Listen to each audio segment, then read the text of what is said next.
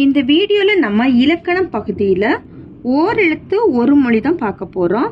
ஓரெழுத்து ஒரு மொழி அப்படின்னா என்னென்னா, ஓர் எழுத்தை பொருள் தரும் சொல்லாக அமைவது ஓரெழுத்து ஒரு மொழி என்பர்.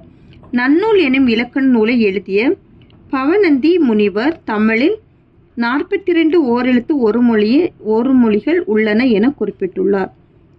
நோ து ஆகிய 2 சொற்களை தவிர ஏனைய 40 சொற்களும் நெடில் எழுத்துக்களாக அமைந்தவை ஆகும். இப்போ நம்ம என்னென்னு பார்க்கலாம்.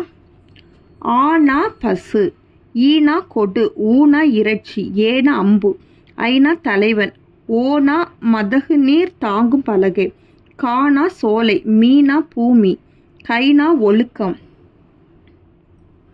கோனா அரசன், சானா இறந்து போ, சீனா இகழ்ச்சி, சேனா உயர்வு, சோனா மதில், தா கொடு, தீனா நெருப்பு, லீனா தூய்மை,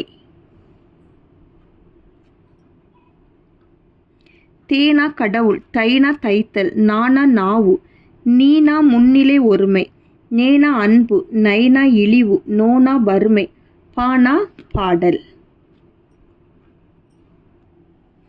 பூனா மலர், பேனா மேகம், பை இளமை, போனா செல், மாமரம், மீனா வான், மூனா மூப்பு, மேனா அன்பு, மை அஞ்சனம், மூனா முகத்தல், யானா அகலம், வா அழைத்தல், வீணா மலர், வைனா புல், வவுனா கவர், நோனா நோய், தூணா உன்.